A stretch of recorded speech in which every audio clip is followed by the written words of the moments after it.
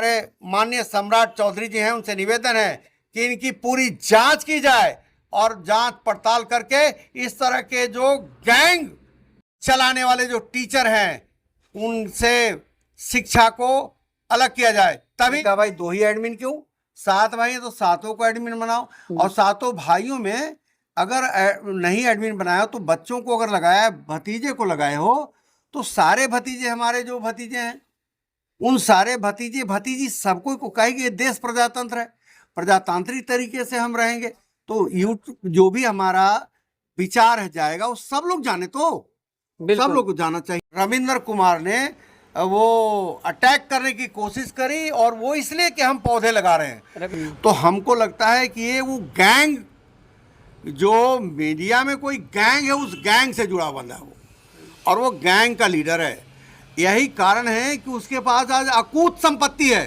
7 लाख रुपए का सामूहिक जमीन बेच के इनको इनकी बेटी के शादी के लिए भी भाइयों ने त्याग किया देने के लिए।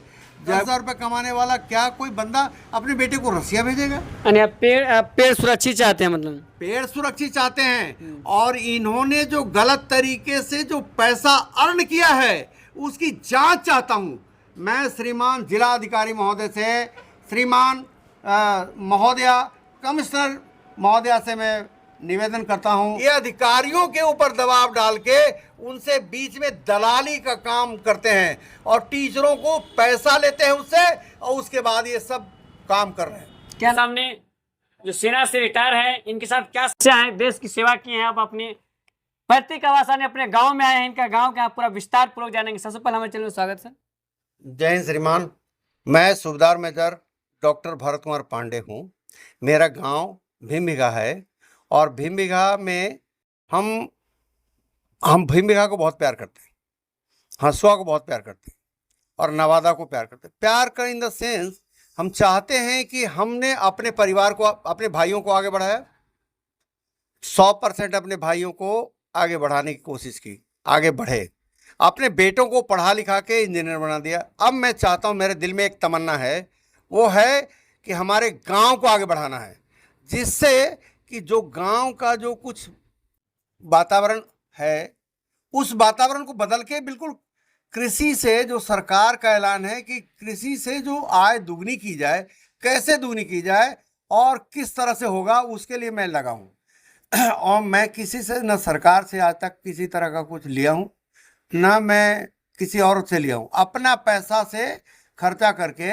अभी मैंने 1 बीघा में जो इजराइल से मदर प्लांट आता है, और वो मदर प्लांट आता है इंडो इजराइल सेंट्रल पौधशाला, जो बस्ती डिस्ट्रिक्ट में है, इंडिया का एक प्राउड है। और वहाँ से जो कलमी पौधे निकलते हैं, उन पौधों को बड़ी मुसीबत से तो वो मिलता है, बहुत कम क्वांटिटी मिलता है, तो उसमें से हमने आम लिया, अनार लिया, अंजीर ली, अमरूद लिया, नींबू का पौधा लिया, आंवला लिया, नरेंद्र 7 जो बेल लिया है सर, वो 5 से 7 किलो का होता है, और बेल को नींबू के तरफ दबाइएगा पूरा गूदा निकलता है। इस उद्देश्य से लिया, उसको लें, अपने गांव में ही पूरा नर्सरी तैयार करके लोगों में बांटें, और लोगों को जागरूक करें किस तरह से धरती जहरीली हो रही है, उसे स्वस्थ रखने के लिए ऑर्गेनिक खेती करें। ये सारी बातों को ध्यान में रखते हुए मैं दिन रात अपने शरीर को तपस्या में लगा रखा हूं, दिन देखता हूं रात। आप सोचिए कि अयोध्या से भी 100 किलोमीटर की आगे की दूरी से मैं उस पौधशाला से पौधा लेके आया हूं, और उसका बिल, हमारे जो 7 भाई हैं, 7 भाइयों का एक ग्रुप है, और उस ग्रुप में 2 ही एडमिन है। एक रविंद्र कुमार नाम है उनका, एक रामकृष्ण नाम है उनका, 2 ही एडमिन हैं। मैंने कहा भाई 2 ही एडमिन क्यों, 7 भाई हैं तो 7 को एडमिन बनाओ, और 7 भाइयों में अगर नहीं एडमिन बनाया तो बच्चों को अगर लगाया, भतीजे को लगाए हो, तो सारे भतीजे हमारे जो भतीजे हैं उन सारे भतीजे भतीजी सबको को कहेगी ये देश प्रजातंत्र है, प्रजातांत्रिक तरीके से हम रहेंगे, तो जो भी हमारा विचार है जाएगा वो सब लोग जाने, तो बिल्कुल। सब लोग को जाना चाहिए, ताकि वो सब में समानता के साथ उसके बाद जो डिसीजन लिया जाएगा हो जाएगा। ये इस तरह से बात करके विचार करके होता क्या था, ये 30 साल से रविंद्र कुमार जी हैं, 30 साल से खेतों को जो कुजड़ा है, जो सब्जी उगाता था, उसको वो 25 है 30,000 रुपया लेते हैं उससे, और लेके घर में एक सूत आज तक उन्होंने नमक तक नहीं लाया। ये मुझे बाद में पता चला। हमारे हमारे पिताजी के स्वर्गवास, मेरे पिताजी एक कर्मचारी थे, उनके स्वर्गवास होने के बाद वो जब हमारी माता को पेंशन मिलता था, मेरी माँ अपने छोटे बेटे के पास बॉम्बे में रहती थी और 6-6 महीना नहीं आती थी। मैंने एक दिन अचानक पूछ लिया, भाई इतना दिन के बाद ये घर का जो तेल मसाला है कौन लाता है? बोला नहीं, वो बनिया से आता है, और माता जी जब 6 महीने बाद आती हैं तब उस बनिया को पेट करती है।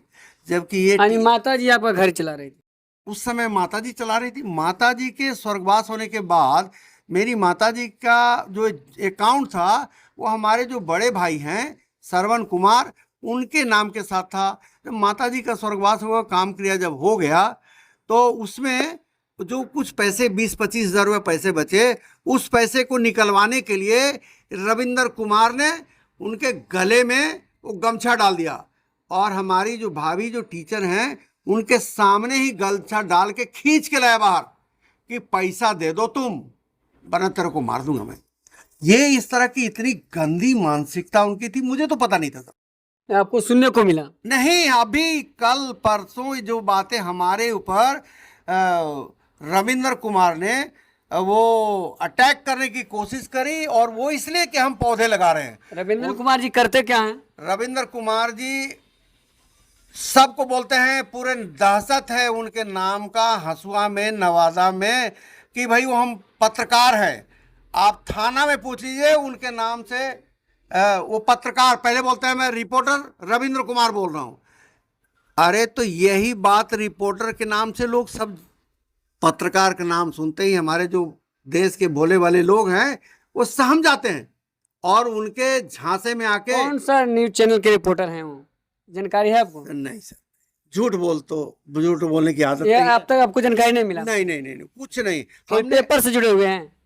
अब वो भी किस पेपर से जुड़ा तो है, काहे कि जो भी वो न्यूज डालता है जिस चीज का, वो कहीं कहीं सारे पेपरों में आता है। तो हमको लगता है कि ये वो गैंग, जो मीडिया में कोई गैंग है, उस गैंग से जुड़ा बंदा है वो, और वो गैंग का लीडर है। यही कारण है कि उसके पास आज अकूत संपत्ति है। एक साधारण से टीचर के पास, जिसका बेटा रसिया में एमबीबीएस में पढ़ रहा हो, 1 करोड़ रुपया तो उसने रसिया में खर्चा किया हुआ है। अपनी बेटी की शादी इस गांव में, छोटे से गांव में नहीं किया उसने, अपनी बेटी की शादी राजगीर में किया, 1 करोड़ रुपया उसने खर्च किया राजगीर में। तो आखिर ये पैसे कहां से? हमको एक दिन कहता है कि आप जानते नहीं हैं हम बहुत मोटे हो गए। मैंने कहा अच्छा, तो बहुत मोटे हो तो अच्छी बात है। मैंने इस तरह का धौंस देके वो बहुत बड़े गैंग में वो गैंग में शामिल हैं या चलाते हैं। जब हम फौजी हैं, हमको जब वो धमकी दे सकते हैं। किस बात को लेकर आपको धमकी दी है? हमको धमकी दिया कि तुम पौधे नहीं लगाओगे। क्यों नहीं लगाएंगे पौधे? वो तो वही बता सकते हैं। हमने कहा कि मैं तो 1 बीघा में लगा रहा हूं, तुम और जमीन पड़ी है, बपौती जमीन पड़ी है, तुम 3 बीघे में लगा लो भाई। बोला नहीं, इसमें नहीं लगाना है। तो वो और भी इनके साथ हैं, एक रामकृष्ण हैं जो बॉम्बे में रहते हैं, एक शत्रुघ्न पांडे हैं वो पूना में रहते हैं, एक ये रविंद्र कुमार है। इन तीनों का ऐसे जुड़ा है, मैंने जो भी गंदे काम करने का जैसे ठेका है। घर में कोई भी अच्छा काम एक कर ही नहीं सकते, घर में एक बल्ब तक नहीं लगा सकते सर। एक आधा किलो तेल, अभी हमारे सभी भाई, मीरकपुर में हमारा 15 एकड़ जमीन है, उस जमीन को उसके कागज बनाने के लिए हम जाके वहाँ एडीएम महोदय से मिलके, जो लेखागार के हैं उनसे मिलके 46 खाता स्वयं ही निकलवा के लेके आए। 1 रुपया खर्च नहीं हुआ, सिर्फ 2600 रुपया। धन्य है वो अधिकारी जिन्होंने हमारी बात सुनी, और 46 खाता बिना किसी हिचक के 2600 रुपया सिर्फ रसीद का लगा, ला के दे दिया। और वो उसके बाद जब हम वहाँ गए तो हमने कहा भाई बाकी भी जो आने जाने के जो खर्चे दो, 7 लाख रुपए का सामूहिक जमीन बेच के इनको इनकी बेटी के शादी के लिए भी भाइयों ने त्याग किया देने के लिए, जबकि वो जो जमीन है वो सभी भाइयों के नाम पर था। फिर भी लिखा। एक और जमीन जो बिका उसका 3 लाख रुपए इनके पास आया। 3 लाख रुपया में भी ये इतना घर को त्रस्त कर रखा था कि शत्रुघ्न पांडे, उन्होंने एक घर में, हमारे पिताजी ने छत पे भी बाथरूम बना रखा है, उस बाथरूम के अलावे इन्होंने कहा कि एक और स्टाइलिश बाथरूम बनेगा। तो भाई वो शत्रुघ्न पांडे ने पैसा दिया 50,000 रुपया, 50,000 रुपये इसके अकाउंट में दिया और उस पैसे से बन गया बाथरूम। अब जो सरकारी अकाउंट का पैसा है, जो सहमति सभी भाइयों का पैसा है, वो पैसा जब 3 लाख आया तो बोला नहीं, अब वो उसका पर्सनल पैसा काहे लगेगा, वो तो लगेगा इसी पैसा से, मैंने एडजस्ट करके उसकी लीपा पोती करके भी 3 लाख को खा गया ये। उसके बाद जब हम ट्यूबवेल लगा, शौचालय बना कितना का कुछ अनुमान है? शौचालय के लिए पैसा इकट्ठा हो रहा था ना? नहीं सर, वो ऊपर में स्टाइलिश बाथरूम हमारे यहाँ अच्छा। हमारे यहाँ परिवार में शौचालय से लेने का कोई 1955 में हमारे यहाँ शौचालय था सर। 1955 में हमारे पिताजी की इतनी सोच अच्छी थी कि जिसका मैं बखान करते करते थक जा सकता हूँ। उस समय से बना हुआ, हमारे यहाँ 4 बाथरूम पहले से बना हुआ था, फिर भी इन्होंने गद्दारी करी सरकार के बरखिलाफ। सरकार ने जो शौचालय बनाने का जो स्कीम लाया उसका 12,000 रुपया जो मिलता है वो भी इन्होंने लिया है। उसके बाद उस बाथरूम को बनाने के लिए और भाइयों से भी पैसा वसूला। तो मैंने, ये गद्दारों के गद्दार हैं। और इसका आपको नमूना देखना है तो हमने जो पहले जो हम पौधशाला से लेके आए ना सर, उसमें हमने जो बिल मिला, वहां से हमें ओरिजिनल बिल मिला, उसका हमने व्हाट्सएप पर भेजा, भाई ये देखिए ये पैसा लगा रहे। तो हमारे एक भाई ने पूछा कि आप पैसा लगा रहे हैं, इसका उद्देश्य क्या? मैंने कहा इसका उद्देश्य है कि ये पैसा मैं अपना लगा रहा हूँ और इस पैसे से पहले हमने भाइयों को बढ़ा दिया, आगे बेटों को पढ़ा लिखा दिया। अब हम अपने गांव को आगे बढ़ाएंगे, अपने हिस्सा को आगे बढ़ाएंगे। यहाँ के बैंक मैनेजर साहब जो सतीश कुमार थे, उन्होंने कहा पांडे साहब आप आगे बढ़िए, हम आपको, आप जो भी गार्डन हॉर्टिकल्चर का काम करेगा हम आपको लोन देने में मदद करेंगे। यहाँ तक सर, ये जो डिस्ट्रिक्ट हॉर्टिकल्चर अफसर हैं भारती साहब, उन्होंने कहा पांडे साहब आप आगे बढ़िए, हम आपको मदद करेंगे। उन्होंने हमें मल्चिंग पेपर तक दिया और हमने ग्राफ्टेड पौधा रायपुर से मंगवा के, नीचे बैंगन है, ऊपर में टमाटर है, वो लगाया। पौधा लगा रहे उसी में आप रोक लगा रहे हो क्या? हाँ, हम जो पौधा लगा रहे हैं उनको है कि ये जो अब हम पौधा लगाएंगे तो 20-30 साल तक चलता रहेगा। अरे उनका कहना है कि पुश्तैनी जमीन में पौधा नहीं लगता, तो कहाँ जमीन, किस जमीन में पौधा लगेगा? सर हमारे बाप दादाओं ने भी जो पौधा लगाया है तभी तो हम उसका फल खा रहे हैं। जमीन का बंटवारा हो कि ना आपस में? अभी तक कोई, सर जमीन का तो कोई झगड़ा था ही नहीं अभी तक। आखिर तो जमीन का झगड़ा उत्पन्न हो ही गया ना। उनका कहना है पुश्तैनी जमीन में नहीं पेड़ लगेगा, तो उनका कहना है कि हम खेती बाड़ी करें, जो सब्जी का खेती बाड़ी करें, करते करते हम कितना, माने हम परेशान हो जाएंगे, हम खेत छोड़ देंगे तो फिर इसको कुंजड़ा को ही दे देंगे और कुंजड़ा से ये रेवेन्यू वसूलता रहेंगे। तो ये इनकी नीयत इतनी खराब है। तो इसलिए मुझे ही नहीं, पूरे गांव को आश्चर्य लग रहा है कि आखिर क्या हो रहा है। हम सर समस्तीपुर से ओल की खेती के लिए 50,000 का ओल लेके आए, मुसाफिर कुशवाहा जी और हम दोनों मिलके लेके आए। आधा उन्होंने लगा, आधा हमने लगा। पूरा गांव मेरा आ रहा है देखने के लिए कि सरकार आप बहुत अच्छा काम किए। उसको हम फिर बीज में बना के गांव वालों को देंगे ताकि सभी गांव अपने फसल चावल गेहूं से हटें और सब्जी में, फल में आगे बढ़ें। हम ऐसा सोच रहे हैं और हम किसी पर दबाव नहीं डाल के हम खुद तपस्या कर रहे हैं। जब हम वहां से बस्ती से चले सर, गोपालगंज आके रुके, गोपालगंज में ड्राइवर सो गया लेकिन मैं रात भर जगा रहा। मैं जानता हूं मैं फौजी आदमी हूं और मैं जगूंगा और मेरा कुछ नहीं होगा। मैं सवेरे फिर उसके साथ चला आया यहाँ पांचू पर हमारी मदद करने के लिए। संजीव मिश्रा साहब ने अपना वहां से ट्रैक्टर भेजा, उस पर से पौधे अनलोड कराया, अनलोड करा के फिर हमारे केबिन तक पहुंचा है पौधा। इतना कष्ट के बाद हम वहां पर पौधा लगाए और वो रविंद्र कुमार आया, बोला हम पौधा बिल्कुल काट देंगे। पूरा जो पौधा हम लेके आए, बोला एकदम पौधा कबाड़ देंगे। पत्रकार को तो जानकारी होना चाहिए कि पेड़ पौधा को नुकसान पहुंचना, भारी मुसीबत का सामना करना पड़ सकता है उनको। सर पत्रकार, लेकिन वो तो धौंस जमाने के आदि, वो तो गैंग मास्टर है सर। वो तो पूरा गैंग, पूरा पूरा गांव मेरा उनके दहशत के में रहता है। अरे जब हमारे जैसे, हम तो पक्के फौजी हैं, सूबेदार मेजर डॉक्टर भरत कुमार पांडे नाम है, और वो जानते हैं मुझे कि मैं तो यार एक गरीब से गरीब, कमजोर से कमजोर आदमी के साथ मैं उसके कंधे पर हाथ रख के बोलता हूं, तुम्हारे लिए मैं खड़ा मिलेगा, बिना किसी रिश्वत के, बिना किसी परेशानी के, बिना पानी पिए, बिना खाना खाए भी मैं तेरे साथ दूंगा। ये हमारा सील स्वभाव और गुण है। आप चाहते हैं कि पौधा लगना चाहिए। पौधा पौधा लगा दिया है, अब वो अब बचना क्या? चाहिए, बचना चाहिए। उसका नुकसान नहीं होना चाहिए। और यही कारण है कि उन्होंने हमारे ऊपर एफआईआर किया है। और अभी एफआईआर किस बात को लेकर किया है? यही यही एफआईआर की हमारे हमारे मैंने ये जमीन में पौधा लगा देगा तो 30 साल तक पौधा होगा। एक भाई कहता है कि 60 साल तक जमीन खाली नहीं होगा। मैंने कहा भाई, जितना अगर पौधा लग गया है तो जिसके हिस्से में जमीन पड़ेगी वो हिस्सा में तुम ले जाना, हम पौधे का भी पैसा नहीं मांगेंगे। इसके लिए भी आप तैयार हैं? हाँ बिल्कुल सही बोले। हमने बोला वो ले लो भाई, अरे किसको, दूसरे को तो, मुझे तो किसी को देके जाना है। हमने ये भी यहाँ तक बोला, देख मैं बेईमानी किसके लिए करूंगा? अपने बेटे के लिए नहीं, पोते के लिए नहीं। मेरे पोते का नाम उसका नाम रखा है हमने आदित्य प्रकाश पांडे।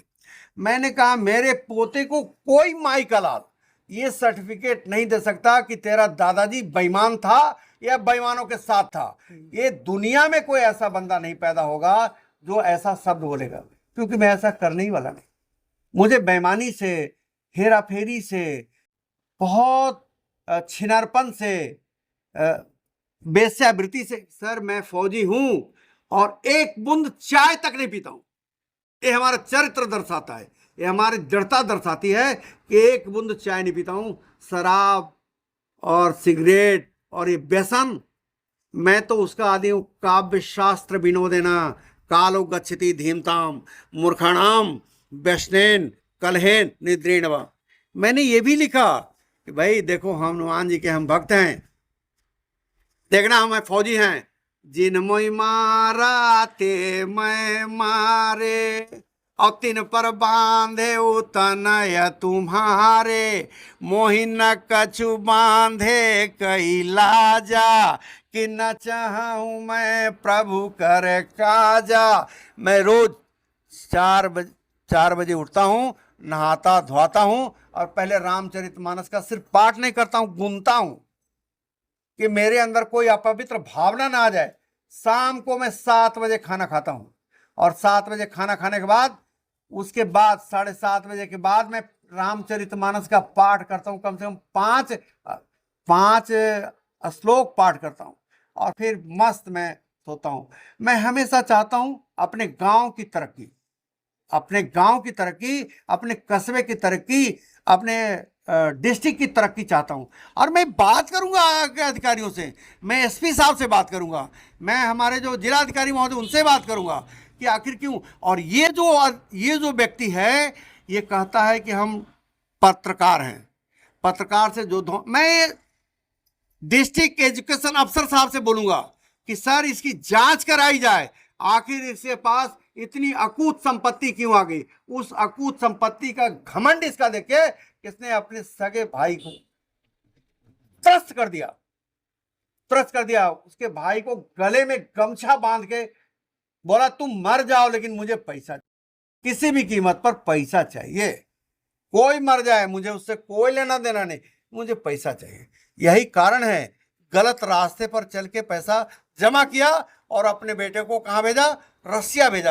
नहीं तो सर 10,000 रुपया से शुरुआत किया हुआ बंदा आज 5 साल पहले यहाँ के जो कॉन्ट्रैक्ट पर जो टीचर थे उसी में इनकी बहाली हुई, और वो 10,000 रुपये कमाने वाला क्या कोई बंदा अपने बेटे को रसिया भेजेगा? यानी आप पेड़ सुरक्षित चाहते हैं, मतलब पेड़ सुरक्षित चाहते हैं। और इन्होंने जो गलत तरीके से जो पैसा अर्न किया है उसकी जांच चाहता हूं मैं। श्रीमान जिला अधिकारी महोदय से, श्रीमान महोदया कमिश्नर महोदया से मैं निवेदन करता हूं, हमारे जो शिक्षा मंत्री है, मैं उनसे निवेदन करता हूं कि इनकी पूरी बैक हिस्ट्री जांच की जाए। पूरी संदिग्ध, ये दलाल हैं पूरे टीचरों में। जो भी कोई, अगर कोई किसी का कुछ लेट होता है या कुछ, वो उनके ऊपर कोई अधिकारी दबाव डालते हैं, ये अधिकारियों के ऊपर दबाव डाल के उनसे बीच में दलाली का काम करते हैं और टीचरों को पैसा लेते हैं उससे, और उसके बाद ये सब काम कर रहे हैं। क्या नाम बताया उनका आपने? रविंदर कुमार नाम है इनका। इतना ही नहीं, इनके पास 2 रजिस्ट्रेशन है। ये 10th में, ये 10th तक यहाँ हसुआ हाई स्कूल से पढ़े, लेकिन इनका रजिस्ट्रेशन ही कहाँ से कराए? हिसुआ से नहीं कराए, क्योंकि ये कहीं परैया से पढ़े हैं। उसके बाद इतना ही नहीं, आप और एक डिस्ट्रिक्ट एजुकेशन अधिकारी से मैं और जानना चाहता हूं कि इनका जो ये फिजिकल एजुकेशन की ये इन्होंने जो शिक्षा ली है, गया कॉलेज गया से ली है, तो ये जब वहां एडमिशन के पात्र ही नहीं थे, एडमिशन के पात्र ही नहीं थे, तो भी इनका एडमिशन कैसे हुआ? चलिए ठीक है। तो मैं चाहता हूं सरकार से, मुख्यमंत्री जो हमारे माननीय सम्राट चौधरी जी हैं, उनसे निवेदन है कि इनकी पूरी जांच की जाए और जांच पड़ताल करके इस तरह के जो गैंग चलाने वाले जो टीचर हैं, उनसे शिक्षा को अलग किया जाए, तभी। नहीं तो ये जो एजुकेशन माफिया है, ये हो ना हो, कहीं ना कहीं इनका एजुकेशन माफियाओं के साथ इनका तार जुड़ता है। यही कारण है कि ये समूचे इलाके में ये दहशत फैला के रखते हैं, और उसी दहशत का मैं एक भुक्तभोगी हूं। इसलिए जय हिंद श्रीमान सूबेदार मेजर डॉक्टर भरत कुमार पांडे आप लोगों से विनती करता है कि हिसुआ को ऐसे लोगों से छुटकारा दिलाया जाए। मैं अपने विधायक जी, हमारे जो माननीय अनिल सिंह हैं, उनसे, सांसद महोदय माननीय विवेक ठाकुर से भी निवेदन करता हूं कि वो इस पर पूरा संज्ञान लें और इस तरह के जो दरिंदे, जो सफेद पोश हैं, उनकी पूरी बैक हिस्ट्री जांच कराई जाए और पूरे हिसुआ को, पूरे नवादा को स्वच्छ वातावरण में, स्वच्छ प्रदूषण रहित वातावरण में आगे बढ़ने के लिए प्रेरित करें। जिस तरह से मैं पर्यावरण की रक्षा के लिए तन मन धन से लगा हूं, इसी तरह से मैं चाहता हूं कि पृथ्वी स्वच्छ हो, सुखी हो, सभी लोग स्वस्थ हो, सुखी हो, दीर्घायु हो। जय हिंद। चलिए, भी हम बात कर रहे थे जो रविंदर जी के बारे में, बहुत बड़ा आरोप लगाया, कई तरह का इनके सवाल मन में था, पूरा इन्होंने बता दिए हैं। और जहाँ तक पेड़ पौधे की बात, इन्होंने बताया जो भी पेड़ लगा रहे हैं, अगर जिनके हिस्से में अगर जमीन होगा वो स्वेच्छापूर्वक रख सकते हैं। लेकिन इनकी बातों में कितना सच्चाई है? रविंदर कुमार जो अपने आप को जो पत्रकार बताते हैं, बता रहे हैं कि पत्रकार हैं, तो कहीं ना कहीं उनका भी बयान हम जानना चाहेंगे। अगर वो भी अगर जनता जागरूक चैनल पर अपना बात देना चाहें तो बिल्कुल दे सकते हैं। इस खबर के बारे में क्या कहना है, ऐसे लोगों के बारे में क्या आप लोग सोचते हैं? वीडियो को शेयर कीजिए, कमेंट कीजिए। जय हिंद, जय भारत।